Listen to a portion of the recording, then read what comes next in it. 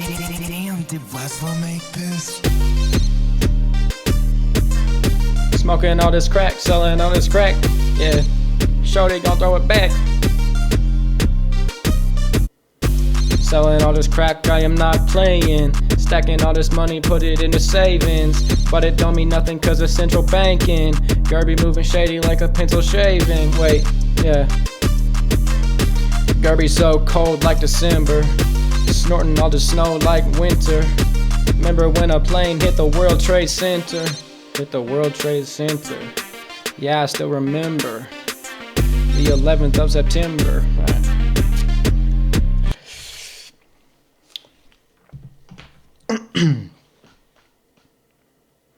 Hey, Jeff, you catch that game Sunday? Haha, yeah, how's the wife doing? Anyways, I was looking on Facebook, and I'm just looking at these kids, you know, these, these gerbennials, and they're also entitled. You know, back in my day, we used to just work hard, and we figured it out. We didn't complain or do any of that. Remember when we bought that house for $15,000 and it's worth $800,000 now? I mean, these kids are so lazy and entitled. And my son, he's such a loser. He can't even talk to any hoes. He barely has any riz. He's like totally L-riz. He has upper eyelid exposure, recessed gonial angle. He should really do some looks maxing. I remember back in my day during the Ohio school annual dance, you know, I saw my wife's gyat. I saw Sharon's gyat from across the ballroom. And, I'm no Duke Dennis with the Riz, but I skibbity walked up over there and I said, "Hello, my lady, can I have a dance?" And we got married and had kids and, why can't Jimmy do the same thing? He's just in front of his computer looking at these hentai anime comics and edging all day. Watching these gay blonde YouTubers. So the baby boomers, they're born from 1946 to 1964. And they're called the baby boomers, of course, because it was a baby boom. After the war, a bunch of people started going at it, having kids, making families. A demographic explosion after World War II, and a generally turbulent first part of the 19th century, the 20th century, not the 19th century, because it's like, whatever. And there were a few factors during this time that made a demographic explosion possible. The first is a good economic situation in America. All the generations are kind of based off America, same as everything. The first was a good economic situation that the people had at the time. And as we know, this is correlated with birth rates because the Great Depression produced the silent generation, called the silent generation because they were below replacement. Everybody was starving, couldn't get jobs, whatever, so they weren't making kids. That's how it works, at least with Western people. But that wasn't how it was with the baby boomers, evidently. It was a good economic situation for the average person, for the average family to afford food, afford houses, all these things. The second is that the world wars got rid of a lot of excess men. There's evidence to suggest during this time that produced the boomers and with the boomers themselves, there were more single young women in the dating market than single young men. And this is turned on its head now, by the way. There is almost twice as many single young men as single young women, which is just ridiculous. I can't say it enough. Like, it's just such a crazy stat, and it's completely true and ridiculous. But it wasn't like that back then. So that's what produced this demographic explosion. And now when I talk about boomers or I try to criticize, it can seem like generations are kind of just arbitrary. And, but that's not really true. They're not all the same length. They're like 15 to 20 years, but they're assigned or delineated by events. So, for example, Generation Z, the digital age exploded around 2012, around the turn of that decade, around 2010 and in between 2012. So Generation Z is born between 1996 and up to that point. It's not exactly decided, like 2010, 2012, whatever. Generation Alpha is born then. So the oldest of Generation Z were like 15, 16 when everybody started getting smartphones, when the digital age occurred. Generation Alpha is born directly into it. So if I want to talk about Generation Z, I could talk about how they got this technology at a young age and it's fucking them up. Or if I want to talk about Generation Alpha, they're born with their iPad kids. They're retarded. It's not really like these people themselves are inherently bad or whatever. Same thing with boomers. We're talking about cultural events and what they were born into. So there are a few problems with the boomer generation, a few disconnections that we have. The first is that they are the young people, millennial, Gen Z, our frame of reference. It's our frame of comparison. We subconsciously constantly compare ourselves to them because they're this largest generation. A kind of a cultural zenith was reached with them. And it's kind of what all of our archetypes are based on, of what our life should look like, of going to high school and maybe falling in love and working hard up the corporate ladder and getting a house and a white picket fence. All of this, it's kind of just based off of them. It's kind of just all about them. And culture goes with them. It will live, it was born and it will die with them. Because they're the largest group of people, the young people. And we're constantly comparing ourselves to them. And they naturally are constantly comparing us to them, their children to them. But that's a problem because of how different it is, because of the vast social changes and because of the rapid technological advancement. We almost live in two different worlds. For example, in this video I made not too long ago, well, I don't know. It was about high school, missing out on social milestones, etc. Back in the boomer days, it was very uncommon for a guy to not date in high school, for anybody to not date in high school. You went to high school, you probably dated, besides that one guy who was just a little different, right? The true cell. But now it's very common. It's pretty normal. Depending on where you look, I'm not sure if it's quite 50-50, but it's around there. It's very normal. It's not surprising anymore if a guy doesn't date during high school. It wasn't how it is then, but all of our archetypes are based off them. What our economic life is supposed to look like, financially, our romantic life, our social life, it's all based off that. But we don't have these same we don't have these same opportunities or the same culture or any of that. And with each generation after the baby boomers, with Gen X, then millennials, then Gen Z, now Gen Alpha, which, by the way, after Gen Alpha, they're probably being born right around now or like shortly after. They're going to be called Generation Beta, presumably, which is pretty funny. But with every generation after the boomers,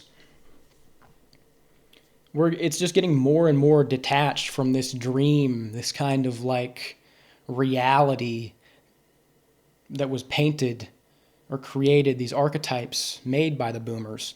We're just getting further and further away to the point where now guys are just fucking short-circuiting. Looks maxing, looking up all this esoteric self-help information, just like taking SARMs, working out 6 times a week, optimal. Like, it's just maximum competition for, number one, resources, a currency that's not backed by anything. We lost the gold standard in the 70s, and it's continually losing its purchasing power. And for relationships that are fundamentally undermined because of the internet, but also because of the sexual revolution that happened in the 70s. Or was it the 60s? Whatever, during the boomer times.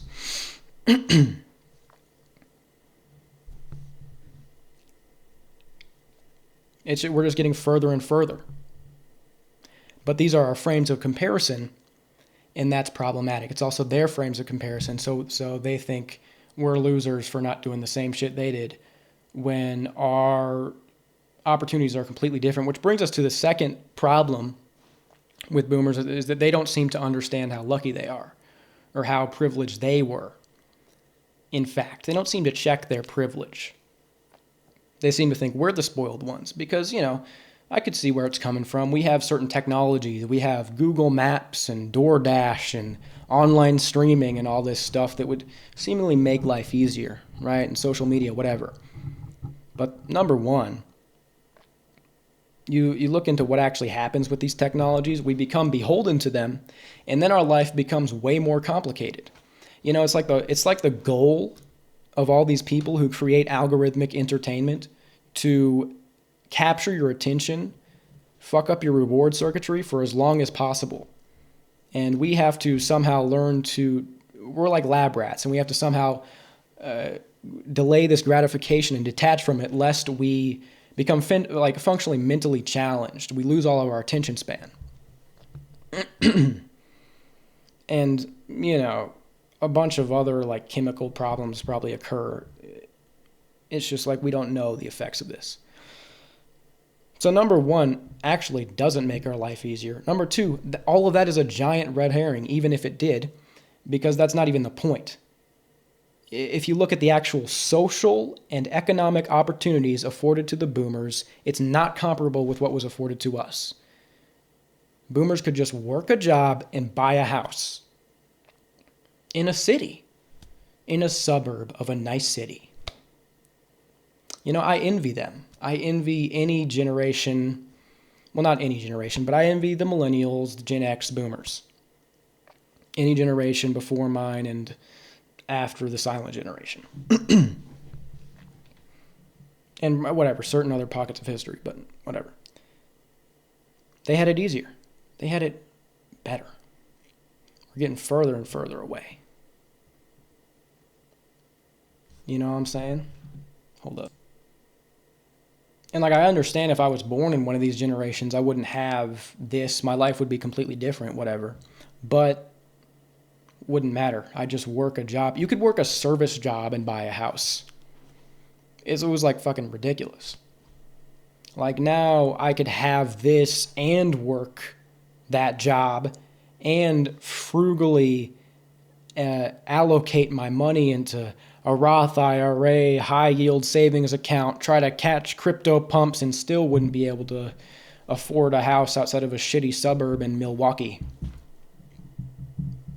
Actually, I don't know. Maybe stuff is cheap there. I could probably buy a house in Detroit.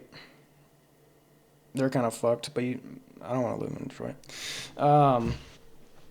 Yeah. So that's what it is. But our lives are easier because we have Netflix and Google Maps. Okay. Sure, old man.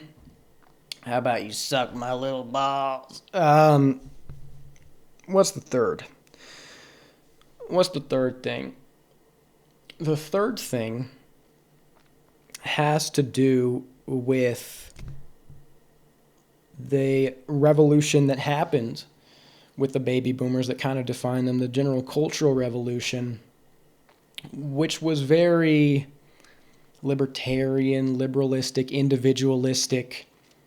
They lost a kind of old world tradition and allegiance to future generations, to future people, to their children. With the individualism they gained, it was hedonistic. It lacked a responsibility or anything like that to pass down, to leave the world better. It was just all about them and their life. It's always been about them. The culture goes with them, and it will largely die with them. A lot of them don't seem to care.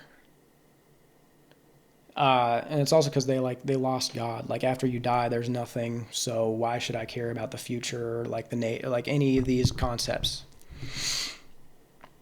So they just don't care about the future. And there's many ways that their generation is like the opposite of ours. There's a good video about this.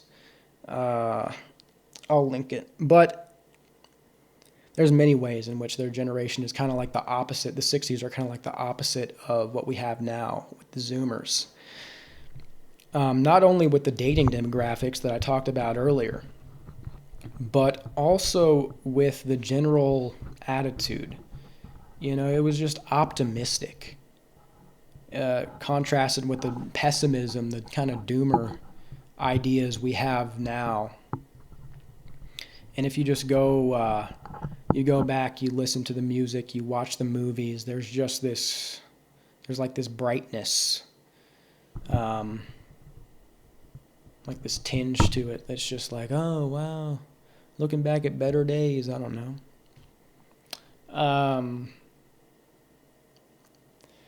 So yeah, and also, yeah, there's also this idea that their counterculture was very progressive, but ours is now conservative, and that's what I used to think. But after reading this Pew article I talked about not too long ago, it's evident that a lot of young people actually aren't conservative. I thought I was going to see this like large Christian conservative uprising. Not really. That's happening among like an insular group of young men. Basically not many other people, especially not young women.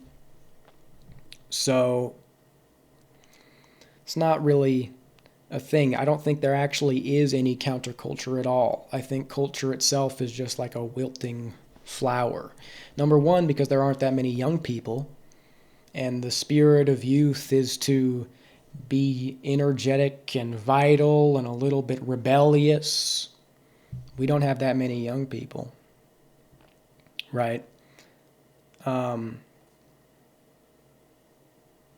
And also it has to do with the internet, because what the internet does is it just like pulls everybody in different directions and has them in these little chambers, these little bubbles. I think there have always been factions, but I think if you were to say like this person is conservative, it used to mean more of one thing, where now it's like, are you a Daily Wire conservative?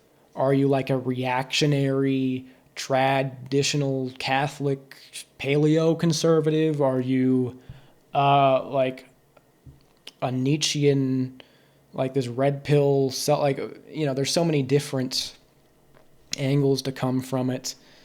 And yeah, I think the whole idea of a conservative Christian young people, I thought I was going to see that. I don't think that's happening. And also like the progressive counterculture that started them also is just like continues chugging along with many and like morphing into different shit. But yeah, let's see if there's anything else. Yeah, the boomers were also called the inheritors because of the kind of good foundation, little golden age they inherited of opportunities. They had all this social trust, social cohesion, good economic, you know, all of it. They inherited a peaceful post-war, you know, all this.